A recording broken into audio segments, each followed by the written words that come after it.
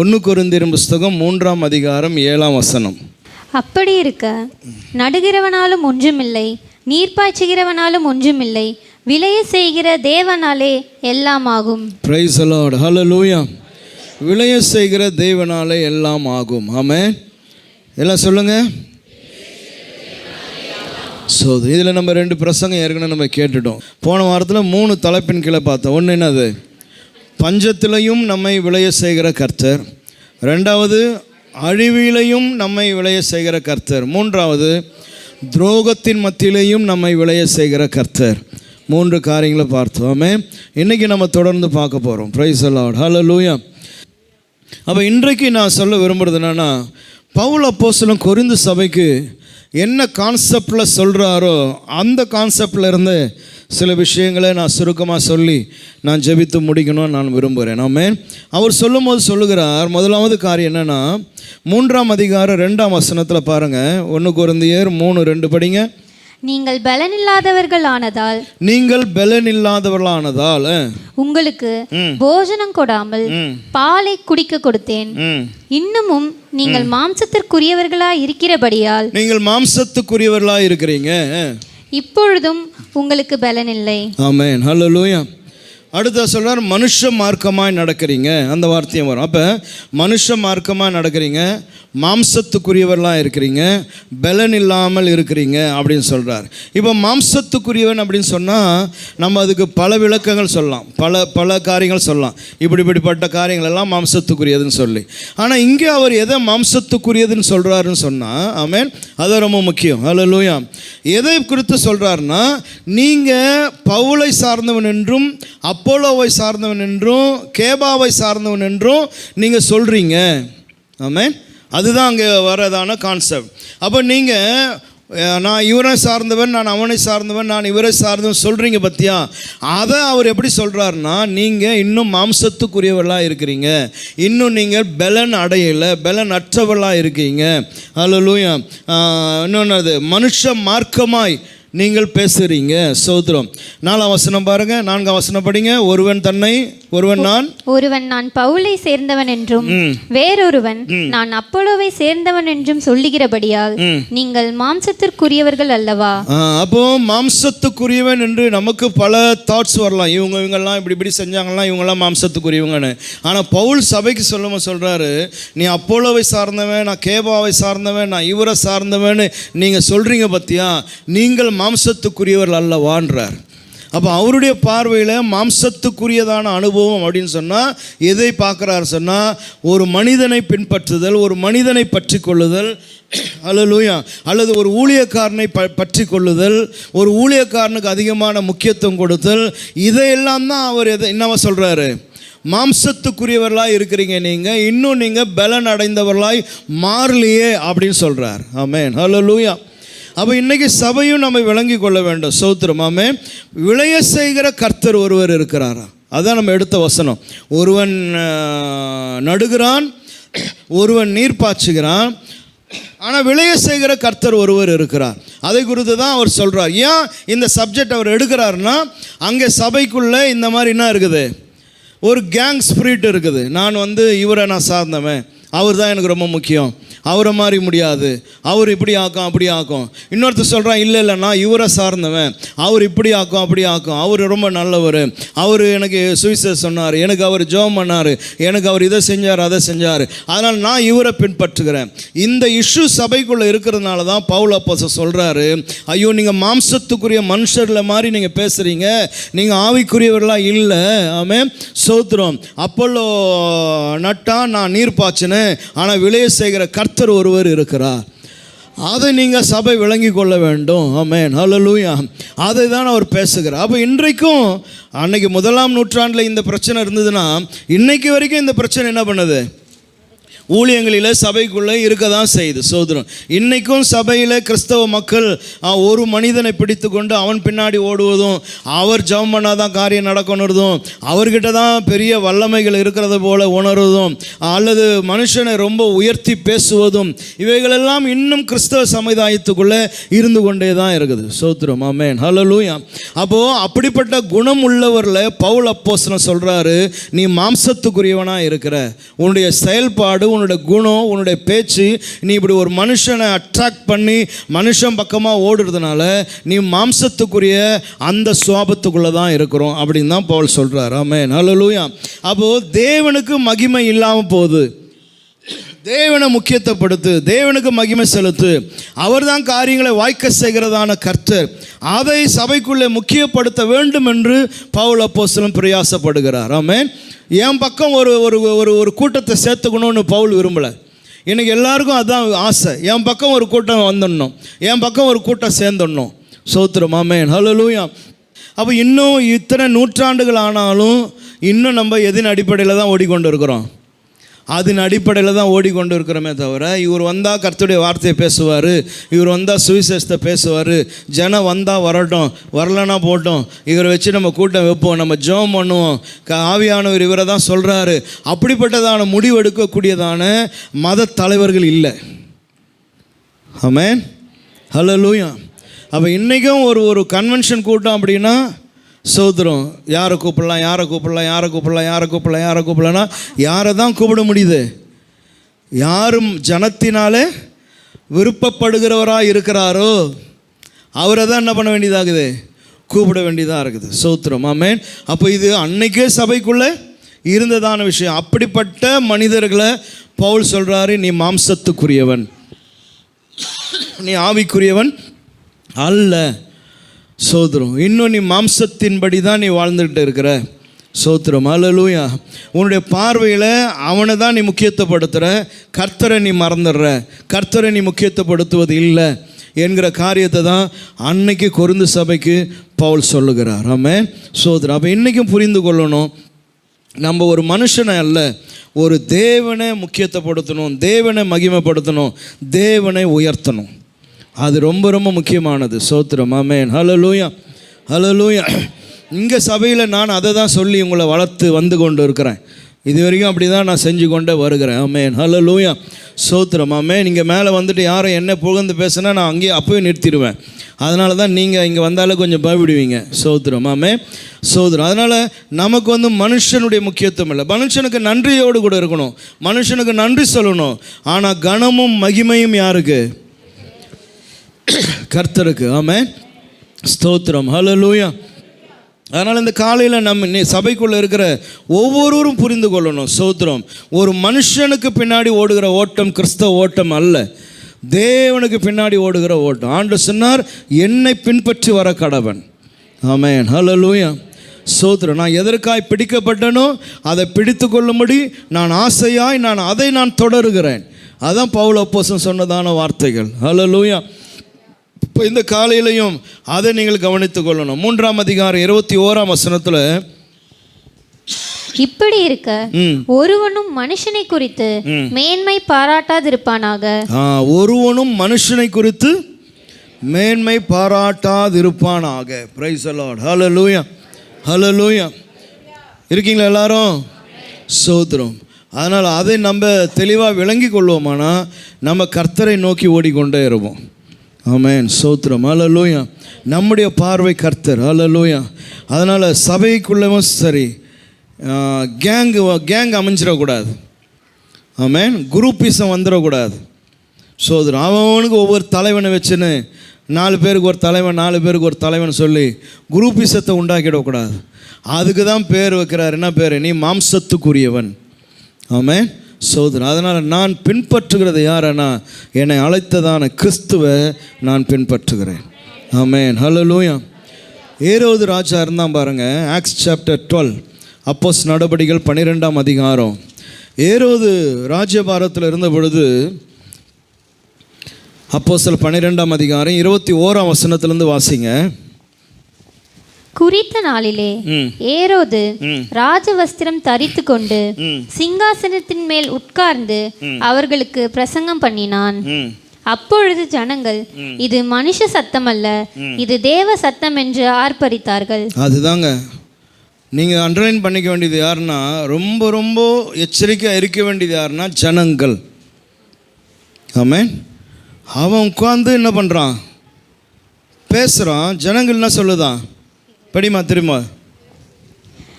அப்பொழுது ஜனங்கள், இது மனுஷ சத்தம் அல்ல, இது மனுஷ சத்தம் அல்ல, இது தேவ சத்தம் என்று ஆர்ப்பரித்தார்கள். சோத்திரம். இது இப்படி ஒரு கேங் இருக்கும். உன்னை ரொம்ப பாராட்டி உன்னை தலை மேலே தூக்கி வச்சு அதனாலே என்ன ஆயிடுவே நீ, அவள் தான்.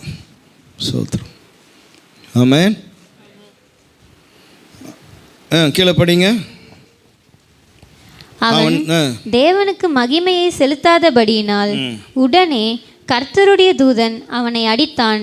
அவன் புழு புழுத்து இறந்தான். பாவம் இல்லை, கம்மன் சாப்பிட்டு தூங்கியிருந்தான்னா வாழ்ந்திருப்பான். சோதரம் வந்து ராஜவஸ்திரம் தரித்து வந்து உட்காந்துட்டு பேச ஆரம்பித்து அவனை நான் புகழ்கிறேன்ற பேரில் புகழ்ந்து சோத்திரம் கடைசி அவன் இல்லாமல் போயிட்டான். ஆமென். ஹல்லேலூயா. அதனால் நீர் பெரியவர், நீ வல்லவர், நீ பெரிய ஞானி. சோத்திரம். ஆமென். அப்படி இப்படின்லாம் சொல்லும் பொழுது நமக்கு ஒரு மாதிரி தான் இருக்கும். அப்படி இருக்கக்கூடாது. இருக்கீங்களா எல்லாரும்? சோத்திரம். ஆமென். அதனால் புரிஞ்சுக்கணும். இன்றைக்கி நம்மளை உயர்த்துவான், நாளைக்கு நம்மளை தூற்றுவான். இன்றைக்கி நம்மளை நல்ல பாஸ்ட்டுன்னுவாங்க, நாளைக்கு நம்ம கெட்ட பாஸ்ட்டு ஆகிடுவோம். இன்றைக்கி நல்ல சபைன்னுவாங்க, நாளைக்கு சபை கெட்ட சபையாக ஆகிடும். அதனால் பொறாமை எங்கேருந்து வருதுன்னா ஒருத்தன் பேசுகிற வார்த்தையிலிருந்து தான். உங்களை பற்றி ஒருத்தன் அங்கே கொஞ்சம் பெருமையாக பேசிட்டான்னா அவன் இருதயத்தில் உன்னை குறித்த பொறாமை வந்துடும். என்ன அவரை பற்றி இவர் எப்படி பேசுகிறாரு, அவருன்னா என்னை விட பெரிய இதுவா, அப்படி ஆகிடும். ஸோ அப்போ மனுஷனுடைய வார்த்தைகள் தான் நமக்கு விரோதங்களை உண்டாக்கிறது, எதிராளிகளை உண்டாக்கிறது. சோதரம். அதனால் நம்ம கவனமாக இருக்கணும். நம்முடைய மேன்மை, நம்முடைய மகிமை யாருன்னா கர்த்தர்.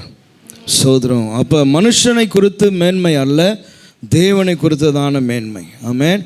ரெண்டாவது பாருங்கள், அப்போ நம்ம மாம்சீகத்தில் அந்த காரியங்களை செய்யாதபடி கவனமாக இருக்கணும். ரெண்டாவது நான் சொல்ல விரும்புகிற விஷயம் 1 கொரிந்தியர் 3:7-8 வசனங்களில் பார்த்தீங்கன்னா 7ஆம் வசனம் 8ஆம் வசனம் படிங்க. அப்படி இருக்க நடுகிறவனாலும் ஒன்றுமில்லை, நீர் பாய்ச்சுகிறவனாலும் ஒன்றுமில்லை. அதாவது இதை சொல்லக்கூடியதான கட்ஸ் வேணும், ஏற்றுக்கொள்ளக்கூடிய மனப்பான்மை. ரெண்டாவது நான் சொல்கிற பாயிண்ட் அதுதான். எதை ஏற்றுக்கொள்ளுதுன்னா நாங்கள் ஒன்றும் இல்லை. அதுதான் பவுல் சொல்கிறார். நடுகிறவன் ஒன்றும் இல்லை, நீர் பாய்ச்சுகிறவன் ஒன்றும் இல்லை. அதை சொல்லணும். பார்த்தீங்களா, அதுக்கு ஒரு கட்ஸ் வேணும். ஆமென். யார் சொல்கிறா? பவுல் சொல்கிறார். யார் அவர்? என்ன மாதிரி ஒரு சாதாரண பாஸ்டர் அவர்? பவுல் யார்? ஆமென். சோதர கமாலியர் பாதத்தில் படித்தவங்க, எவ்வளோ நாலேஜ் உள்ளதான பர்சன். தமஸ்கோ ரீதியில் தேவனை சந்தித்தவர், தேவனுடைய வார்த்தை கேட்டவர், அவருடைய தரிசனத்தை பெற்றவர், 3ஆம் வானம் வரைக்கும் எடுத்துக்கொள்ளப்பட்டன்னு சொன்னவர், அவருடைய பிரசங்கத்தை கேட்டு தூங்கி விழுந்து போனவனை உயிரோடு கூட எழுப்பினவர். சோத்திரம். 13 நிருபங்களை இது பண்ணவர். கர்த்தருக்காக எவ்வளோ அடி உத, எவ்வளோ பாடுகள் பட்டவர். அப்படிப்பட்டதான ஒரு பிரம்மாண்டமான ஒரு அப்போஸ்தலன் சொல்லுகிறாரு, ஐ எம் நத்திங், நான் நீர் தான் பாய்ச்சினேன். அப்போது இவ்வளோ பிரம்மாண்டமான ஒரு ஊழியக்காரன், நான் ஒன்றும் இல்லைங்க, என்னால் ஒன்றும் இல்லைங்க, செய்கிறவர் கர்த்தர் தான் சொல்லக்கூடியதான அந்த கட்ஸ் வேணும். அதை ஒத்துக்கிறான் பார் பவுல். சோத்திரம். ஆமென். ஹல்லேலூயா. ஆமென். இன்றைக்கி இவ்வளோ பெரியதான ஒரு ஊழியக்காரர் இருந்தால் எப்படி இருக்குது? நீங்கள் நானெல்லாம் கிட்டே போக முடியாது. அப்போ இவர் ஒத்துக்கொள்கிறார் பாருங்க, நாங்கள் ஒன்றும் இல்லை. கீழே படிமா. விளைய செய்கிற தேவனாலே எல்லாமாகும். 8ஆம் வசனம். மேலும் நடுகிறவனும் நீர் பாய்ச்சுகிறவனும் ஒன்றாய் இருக்கிறார்கள். Very important word. நடுகிறவனும் நீர் பாய்ச்சுகிறவனும் ஒன்றாய் இருக்கிறார்கள். இன்றைக்கி இருக்கிற ஊழியக்காரன் ஒத்துப்பாங்களா இதெல்லாம்? நடுகிறவனும் நீர் பாய்ச்சுகிறவனும். அப்படின்னா என்னன்னா, நானும் அப்பல்லோ கேபா யாரெல்லாம் இன்றைக்கி மினிஸ்ட்ரியில் இந்த 1ஆம் நூற்றாண்டில் ஊழியம் செஞ்சுன்னுக்கிறோமோ நாங்கள் எல்லாரும் ஒன்றாக தான் இருக்கிறோம். எங்களுக்குள்ள வேற்றுமைகள் வித்தியாசம் ஒன்றும் இல்லை, நாங்கள் சமம். ஆமென், ஹல்லேலூயா, ஸ்தோத்திரம், ஆமென். அப்போ இன்றைக்கி இதெல்லாம் நடந்துச்சுன்னா ஆண்டவர் அடுத்த நிமிஷம் இறங்கி வந்துடுவார். ஸ்தோத்திரம், ஆமென், ஹல்லேலூயா. அப்போது ரிவைவல் ஏன் வரலன்னா வேறு யாருக்கிட்டையும் பிரச்சனை இல்லை, பிரச்சனை இங்கே உள்ளுக்குள்ளே தான் இருக்குது. அப்போ நான் ஒன்றும் இல்லைன்றாரு. அடுத்தது நாங்கள் எல்லாரும் சமந்தான் அப்படின்றாரு. வாசித்து முடிங்க அந்த வசனத்தை. அவனவன் தன் வேலைக்கு தக்கதாய் கூலியை பெறுவான். என்ன சொல்கிறாருன்னா, நாங்கள் எங்கள் வேலையை செய்கிறோம், அவ்வளோதான். எங்கள் கையில் என்னென்ன வேலை கொடுத்துருக்கிறாரோ அதை என்ன பண்ணுறோம், நாங்கள் செய்கிறோம். பிரைஸ் தி லார்ட், ஹல்லேலூயா, ஹல்லேலூயா. அப்போ ஒவ்வொருவனுக்கும் கர்த்தர் ஒவ்வொரு கிருபைகளை தந்திருக்கிறார். ஆவியானவர் ஒருத்தர் தான், ஆனால் வரங்களில் வித்தியாசங்கள் உண்டு. அப்போ ஒவ்வொருத்தருக்கும் என்னென்ன வேணுமோ அதை தருகிறார். பேதுரு மிகப்பெரியதான அப்போஸ்தலனாக இருந்தாலும் அவர் ஜெருசலேமில் தான் உட்காந்து இருக்கிறாரு. ஜெருசலேமில் தாண்டி போய் எங்கேயும் ஊழியம் செஞ்சுட்டு திருப்பி ஜெருசலேம் தான் வந்துட்டார். பவுலை போல அத்தனை சபைகளை புறஜாதிகளுக்குள்ளே போய் ஸ்தாபிக்கலை. ஆனால் பவுல் தான் புறஜாதிகளுக்கென்று அழைக்கப்பட்டவன், புறஜாதிகள் மத்தியில் ஊழியம் செய்வதற்காகவே தெரிந்து கொள்ளப்பட்டவன். ஆமென், ஹல்லேலூயா. அத்தனை சபைகளை அவன் ஸ்தாபிக்கிறான். ஆமென், ஹல்லேலூயா. பிலிப்பு போகிற இடங்கள் எல்லாம் சுவிசேஷத்தை பிரசங்கிக்கிறான். அற்புதங்கள் அடையாளங்கள் எல்லாம் நடக்குது. ஸ்தோத்திரம். அப்போ ஒவ்வொருவரும் ஒவ்வொரு விதத்தில் தேவனுடைய வேலைகளை செய்து கொண்டே போகிறாங்க. பவுல் சொல்கிறாரு, நாங்கள் எல்லாரும் ஒன்று தாங்க. ஸ்தோத்திரம். தேவன் சொல்கிற வேலையை நாங்கள் என்ன பண்ணுறோம், செய்து கொண்டு இருக்கிறோம். அப்போ இதை ஏற்றுக்கொள்ளுகிறதான மனப்பான்மை என்பது ரொம்ப ரொம்ப முக்கியம். ஆமென், ஹல்லேலூயா. இன்றைக்கி சபைகளில் சின்ன சின்ன பொறுப்புகள் வந்துட்டால் கூட கையில் பிடிக்க முடியல. நம்ம சபை பற்றி நான் சொல்ல, நம்ம சபையில் இருக்கிறவங்களுக்காக நான் கர்த்தரை ஸ்தோத்திரிக்கிறேன். ஆமென், ஹல்லேலூயா. கொஞ்சம் கொஞ்சம் பொறுப்புகள் வந்துட்டாலே அவங்கள பிடிக்க முடியாது. ஸ்தோத்திரம். திருப்பி அவங்க சேரில் என்ன பண்ண முடியாது, உட்கார வைக்க முடியாது. அவங்களுக்கு வேறு சேர் கேட்பாங்க. ஸ்தோத்திரம், ஆமென், ஹல்லேலூயா, ஆமென். அப்போ அப்படிப்பட்டதான மனுஷிகங்கள் மாம்சீகங்கள் மக்களுக்குள்ளே உண்டாக ஆரம்பிச்சிருது. ஆமென், ஸ்தோத்திரம். அப்போது இன்றைக்கி சபைக்குள்ளே இருக்கிற எல்லாரும் புரிந்து கொள்ளணும், நான் தேவனை மகிமைப்படுத்தவனாக இருக்கணும். எனக்கு என்ன திறமை தாளந்து இருக்குதோ அதை நான் தேவ நாம மகிமைக்கென்று பயன்படுத்துகிறேன். ஸ்தோத்திரம், ஆமென், அவ்வளோதான். ஹல்லேலூயா. ஒருத்தனுக்கு வாசிக்க திறமை இருக்குது, அவன் வாசிக்கிறான். ஒருத்தனுக்கு பாட திறமை இருக்குது, பாடுகிறான். ஒருத்தனுக்கு சொன்னால் பைபிள் எடுத்து வாசிக்க திறமை இருக்குது, வாசிக்கிறான். ஒருத்தனுக்கு கூட்டி பெருக்கி க்ளீன் பண்ணி வேலைகளை செய்கிறதுக்கு அவனுக்கு திறமை இருக்குது, செய்கிறான். ஆமென், ஹல்லேலூயா. ஒருத்தனுக்கு சுவையாக ரசம் கலக்க தெரியுது, அவன் ரசம் கலக்கிறான். ஆமென், ஹல்லேலூயா, ஸ்தோத்திரம். ஒருத்தனுக்கு டீ போட்டு எடுத்துன்னு வர முடியுது, டீ போட்டுன்னு வரான். ஆமென், ஹல்லேலூயா. அப்போ ஒவ்வொருவனுக்கும் ஒவ்வொரு கிருபை. ஆமென், ஸ்தோத்திரம். இவங்க கவிதை எழுதுகிறாங்க, கவிதை படிக்கிறாங்க. ஆமென், ஹல்லேலூயா. ஒருத்தனுக்கு டான்ஸ் ஆட தெரியுது, வருஷத்துக்கு ஒரு முறை என்ன பண்ணுறான், டான்ஸ் ஆடுறான் கிறிஸ்மஸுக்கான. ஆமென். அப்போ ஒவ்வொருவருக்கும் ஒவ்வொரு விதமான தாளந்துகளை கர்த்தர் தந்திருக்கிறார். ஆமென். அவைகளை வெட்கப்படாமல் தேவன் நாம மகிமைக்கென்று செய்கிறோம். அதுதான் ஸ்தோத்திரம். ஆனால் நம்ம எல்லாரும் ஒன்றா இருக்கிறோம். இதில் நீ பெரியவன், நான் பெரியவன், நான் சின்னவன், எனக்கு கீழத்தான் நீ, உனக்கு மேலே தான் நான், இது ஒன்றுமே இல்லை. ஆமென். அதை சொல்லுகிறவர் யார்? பவுலே அதை சொல்லியிருப்பாரானா, நீ நானும் ஏமாத்திரம். அப்போ கர்த்தருக்கு முன்னாடி ஐ எம் நத்திங் அப்படின்னு சொல்லக்கூடியதான கட்ஸ் வேணும், தைரியம் வேணும். ஆமென், ஹல்லேலூயா, ஹல்லேலூயா. எல்லாரும் பவுலை என்ன சொல்லுவாங்க, பயங்கரமாக பேசுவாங்க. ஆனால் பவுல் என்ன சொல்கிறாரு, நான் ஒன்றும் இல்லைங்க, எனக்கு என்ன செய்ய சொல்கிறாரோ அதை நான் செய்கிறேன்.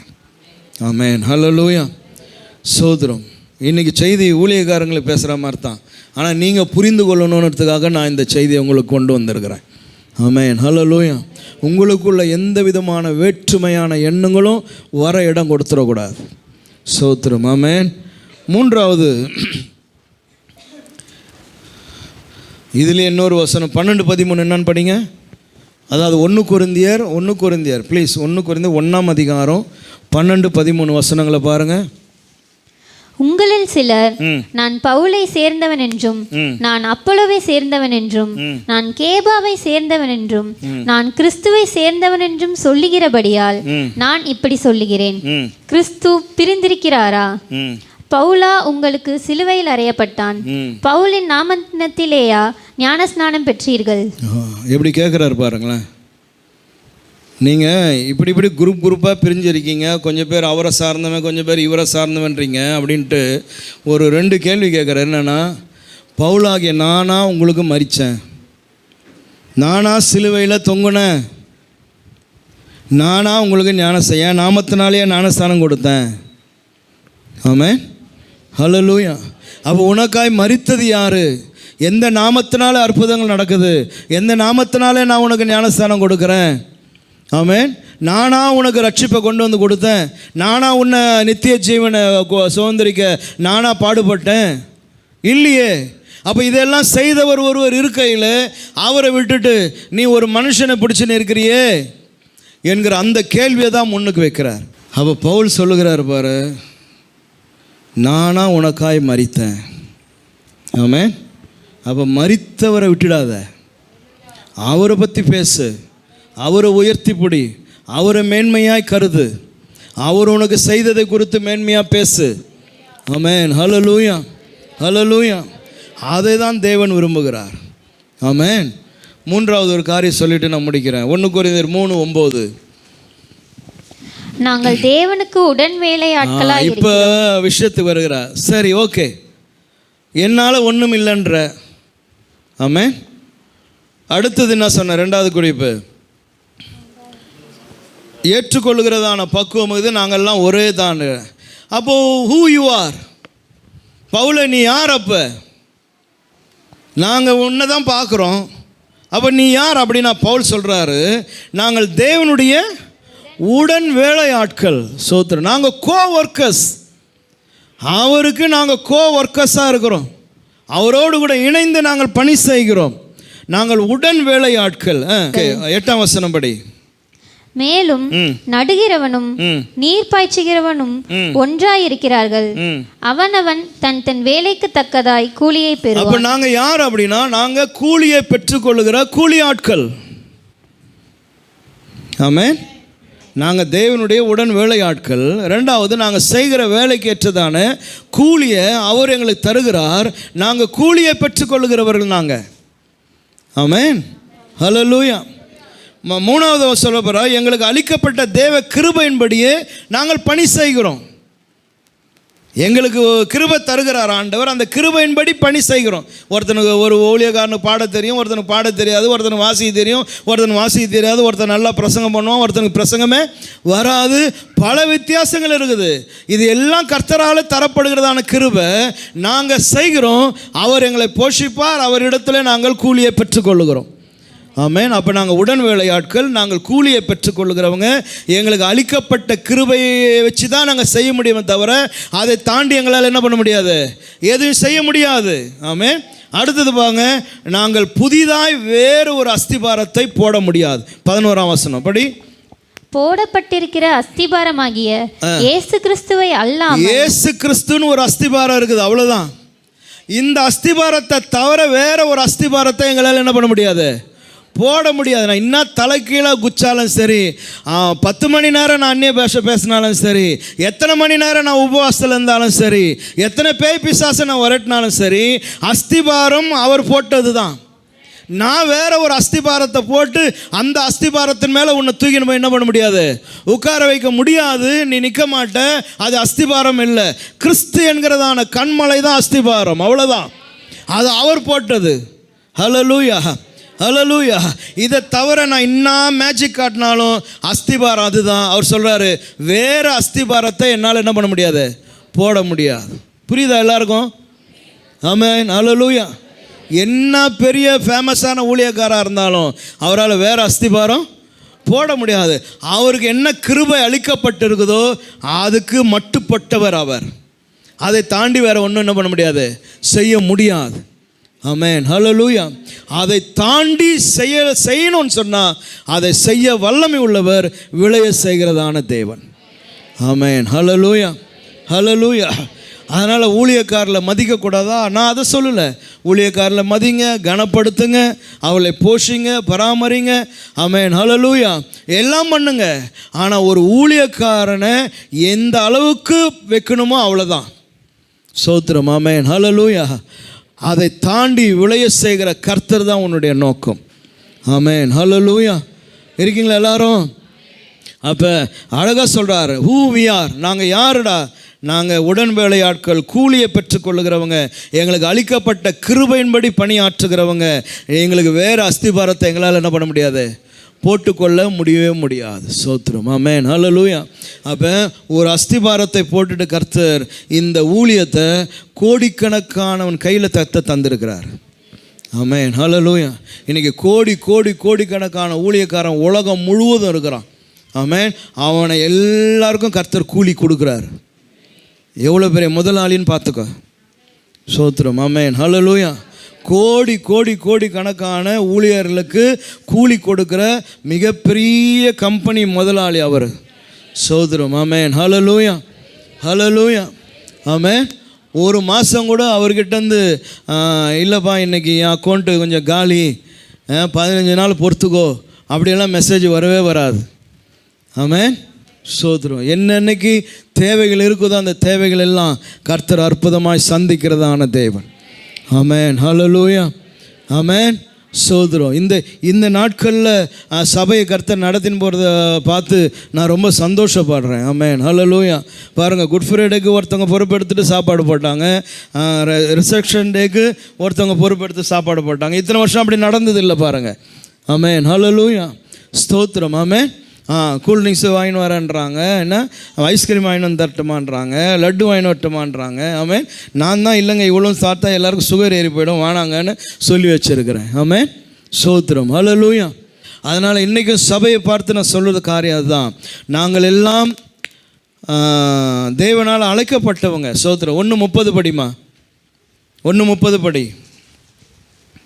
அந்தபடி நீங்கள் அவராலே கிறிஸ்து இயேசுவுக்குட்பட்டிருக்கிறீர்கள். எழுதியிருக்கிறபடி மேன்மை பாராட்டுகிறவன் கர்த்தரை குறித்தே மேன்மை பாராட்டத்தக்கதாக அவரே தேவனால் நமக்கு ஞானமும் நீதியும் பரிசுத்தமும் மீட்புமானவர். Praise the Lord. ஒரு அல்லேலூயா சொல்லலாமா? எனவே கர்த்தரை எந்த அளவுக்கு மேன்மை பாராட்ட முடியுமோ அந்த அளவுக்கு மேன்மை பாராட்டுங்க. அவர் உங்களை விளைய செய்வார். ஆமென், ஹல்லேலூயா. அவர் விளைய செய்கிறதான கர்த்தர். ஆமென், ஸ்தோத்திரம். ஊழியர்களாகிய நாங்கள் உங்களுக்கு இருந்து உங்களை நாங்கள் வழி நடத்துகிறோம். ஸ்தோத்திரம். நாங்கள் ஜெபிக்கிறோம், கொள்கிறோம். அதை கர்த்தர் கேட்டு என்ன பண்ணுறாரு, காரியங்களை வாய்க்க செய்கிறார். நீங்கள் ஜெபிக்கிறீங்க, உங்கள் ஜெபங்களை கர்த்தர் கேட்கிறார், காரியங்களை கர்த்தர் வாய்க்க செய்கிறார். ஆமென், ஹல்லேலூயா. அப்படிப்பட்ட நல்ல தேவன் நமக்காய் ஒருவர் இருக்கிறார். நாம் கண்களை மூடுவோம், நாம் ஜெபம் பண்ணுவோம். சைமன் அவங்க ஜெபத்திலே நடத்துவாங்க. சோத்திரம், சோத்திரம், சோத்திரம். ஓ தேவாதி தேவனே, பாப்பிதாவே, அன்பான தேவனே, ஆண்டவரே, இன்று எங்களுக்கு இருந்த எல்லா கேள்விகளுக்கும் எங்கள் மனதோடைய பாரத்திற்கும் நீர் பதில் தந்தீரே, அதற்காக நன்றி ஆண்டவரே. ஆண்டவரே, ஒரு நல்ல விதை ஒரு நல்ல சாயலில் போய் உழுவது போல, ஒரு நல்ல மண்ணில் உழுவது போல இந்த வார்த்தை இங்கே வந்திருக்க ஒவ்வொருத்தரோட இருதயத்திலையும் விழுந்திருக்கிறதே, அதற்காக நன்றி ஆண்டவரே. பிதாவே, கிருபையான கரங்களில் எங்கள் குடும்பங்களையும் எங்கள் மனதையும் எங்கள் அறிவையும் கரங்களை ஒப்பு கொடுக்குறோம். எங்கள் கண்களை திறந்து கிருபையால் எங்களை நடத்தும் ஆண்டவரே. ஆண்டவரே, விளைவை தருகின்ற தேவன், இங்கே இருக்க ஒவ்வொரு குடும்பத்திற்கும் வர வேண்டிய அனைத்து விலையும் தருவதற்கு நீர் தேவையான அனைத்து கதவுகளையும் திறந்து விடும் ஆண்டவரே. எங்களுக்கு தேவையான அனைத்து விளைச்சலையும் நீர் விளைய செய்யும்.